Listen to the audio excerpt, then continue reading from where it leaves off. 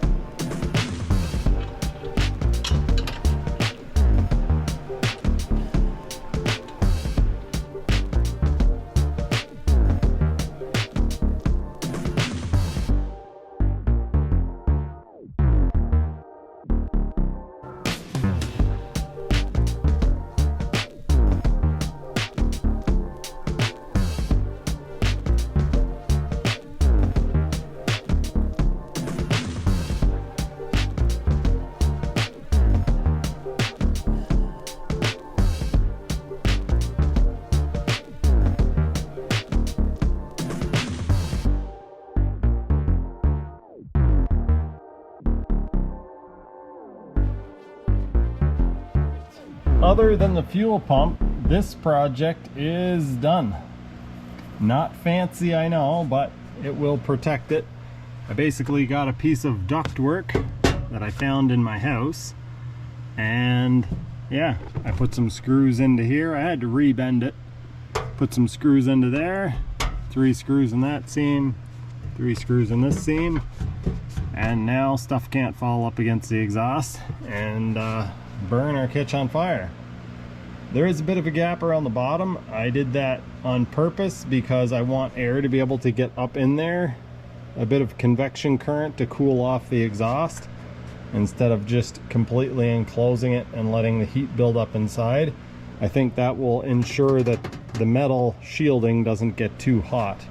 If I enclosed it all, the heat would build up and then the shield itself would get quite hot. So I'll keep an eye on it, and yeah, if I change anything, I will keep you guys posted. The thermostat reading is a little bit false just because of where it's located and where the hot air comes through. Basically what's happening, the heater is down underneath this shelf. The air comes out right here and it shoots up in between the seats, but this is extremely hot. My center console thing is extremely hot. What I want to do is run a hose and put one of the vents right here. So I might have to make a bracket or something. Maybe I'll 3D print a bracket that I can attach here. I've 3D printed this little bracket. I designed it in Fusion 360 and printed it out last night. The idea is that this will attach to the front of my tool tray support. And I'm gonna put a couple of screws in here and a couple of screws in through the bottom here. The vent will sit in like this, and it's going to be angled up slightly because of the way the support for the tool tray goes. It will be angled up slightly, and then I will be able to change the angle of it a little bit with this, or actually just remove this piece. It pulls out of here pretty easily when you're not trying to do it on camera. And the air will point directly up at the windshield, or at least I think it will. After a little bit of fooling around, I have the vent bracket in place. So the vent is going to sit in there like that. I think I'm probably just going to glue it in place. That's how I had it glued into the body before. And then we just need to connect the hose between here and there. I have no idea if this is gonna work. I'm gonna try to use crazy glue to stick this piece to the PLA printed piece that I've made. I've sanded this, as you guys just saw, and I'm going to sand around the hole as well to give it the best possible chance of actually biting onto something. Okay, a brand new tube of crazy glue. Whoa, why did that just spew everywhere? All over my fingers. Awesome. I'm gonna put some on here and some on the... I'm gonna put some on... Oh, wow, it just came out really quickly. I am probably gonna make a huge mess of this. Whoa, okay, okay, okay. Is that gonna be covered by the flange? Maybe. I've got probably way too much. Oh, my fingers are stuck together. I've probably got way too much on here. Too much is never enough.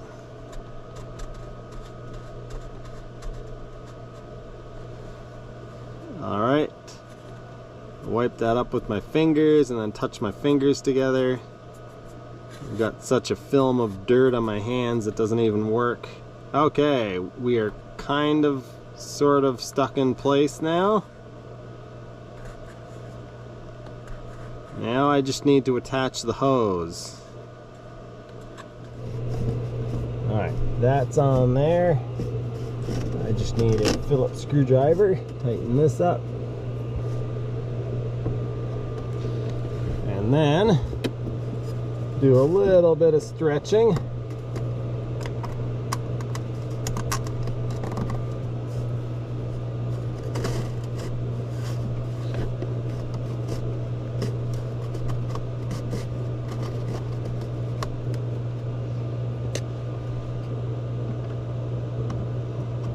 Okay, we are clamped on there. All right, folks, we did a thing. Nice. It is 11:46 a.m. and I woke up to a perfect day for diesel heater testing. I am really excited to try this out. I'll show you why.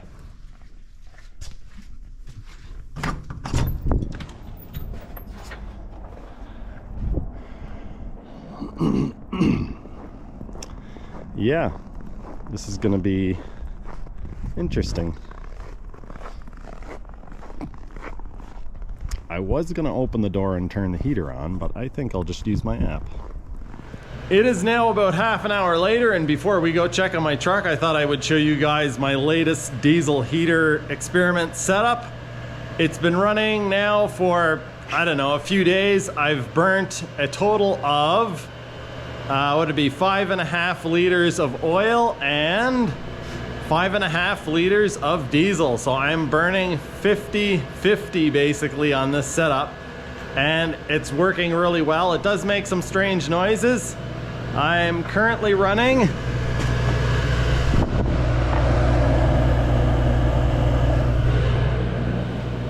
222 degrees Celsius. It's actually running fairly clean. I'll take you guys outside and show you the show you the little pocket of snow that it has cleared. I've been shoveling snow into the area by the exhaust and it melts it away, and I keep piling more on. Anyway, let's go take a look at that real quick and then we'll go look at the truck. That is steam, by the way. Hardly has any smell to it at all.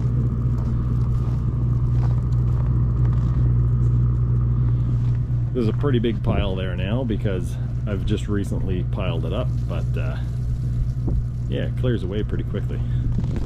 If you happen to be interested in your very own diesel heater for perhaps heating a vehicle, a trailer, an RV, a greenhouse, or whatever, I will have some affiliate links as well as a discount code in the description below. So if it's something you're interested in, go check that out. This setup's working way better.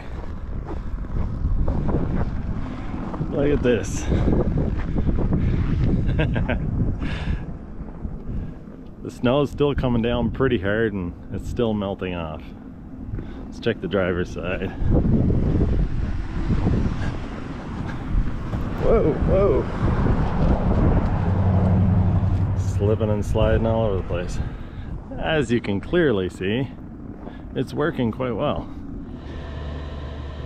We are about an hour into the test, and as you guys can see, this is working quite well, even though the snow is coming down pretty hard still. My vehicle looks much different from the other ones on the block. I'm going to show you guys the setup that I have now. This is the vent, of course, and I do not have the cap or the deflector thing on it right now. I just have it blowing directly straight through at the windshield. I'm going to use this piece of paper towel to show you guys exactly where the airflow is going. Well, maybe not exactly where the airflow is going, but give you an idea of where it's going. So before, it was just slamming into the back of the armrest or the center console right here, and now this is actually cool to the touch. So there's no air blowing on this anymore.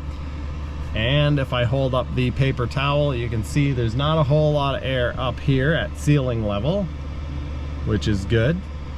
But when we get down to here, quite obvious there's a lot of airflow there, and if we follow that forward, it goes right up into the windshield cavity, which is exactly what I wanted. What's even better is because the air is hitting the windshield and it's being drawn back to the heater by the air inlet of the heater, is it creates a side draft. So if I try to hold this up, you'll see it will actually blow the paper towel over towards the driver's side. That is quite obvious. So we have air flowing across this way, and if I go over on this side, that's very aggressively blowing over towards the passenger side. So we've got air coming straight forward at the windshield and then going left and going right. So exactly what I wanted. Now I do have the option of putting the vent cap on, or whatever this thing is called, the deflector, guide, air direction suggestion unit, and yeah, you can put this on. Oh my goodness, the air is hot coming out of there. Wow. Okay.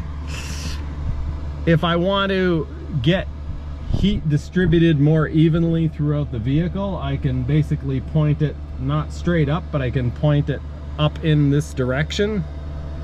You can see the air is blowing right up against the ceiling there. It's holding that paper towel in place. and it distributes the air fairly evenly. It hits there and then it goes to the passenger side and to the driver's side.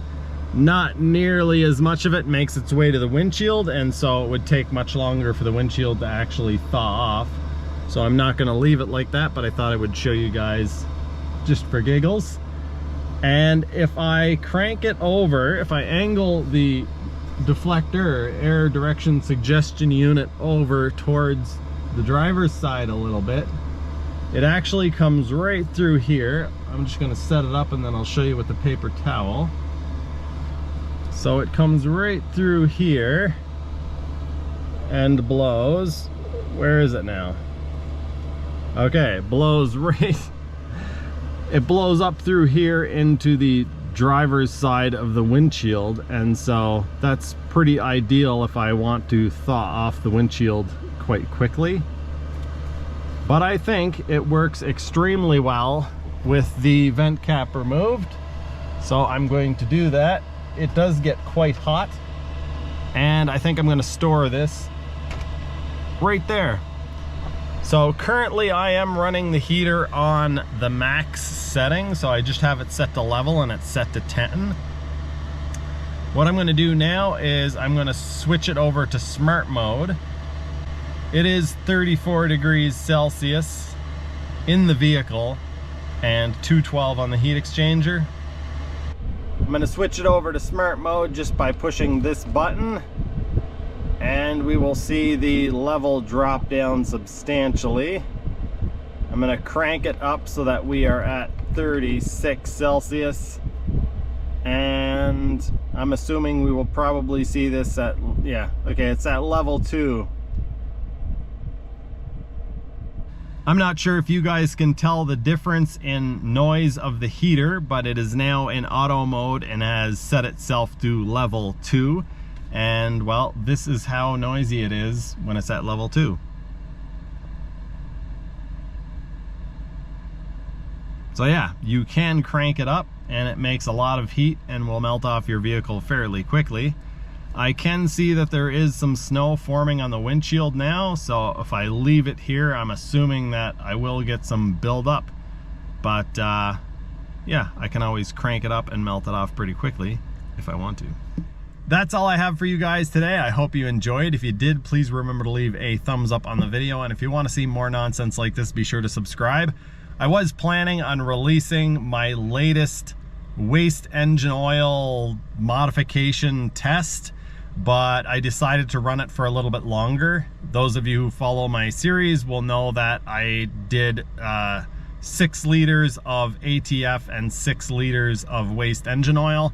Now I've modified my heater again. I've changed the nozzle or the injector, and I'm running this one basically what I do once a day. I'll notice the temperature start to drop a little bit. I poke a welding rod in the end of the exchanger and knock away some of the ash, and the heater seems to be running. I'm not sure, it might run forever this way, or it might eventually clog up inside of the exchanger and cause problems. So I want to run maybe 10 liters through it. On top of that, the weather's been pretty nasty and it's nice to have the heater working. It is making a fair amount of carbon monoxide, but yeah, it's not a big stink, it's not a big cloud of blue smoke, so I'm just leaving it run this way. Eventually we're gonna tear it apart and look at what it looks like inside. It may fail before 10 liters, it may fail in half an hour, maybe it's failed already, I have to go check on it. But yeah, that's what you can look forward to in the future. I do have some other videos planned as well, but the winter isn't going to last forever and I only have so much time, so it's hard to say what I will actually get done. Anyway, that is going to do it for this one. I hope you guys enjoyed. Thank you so much for watching. I'll see you next time.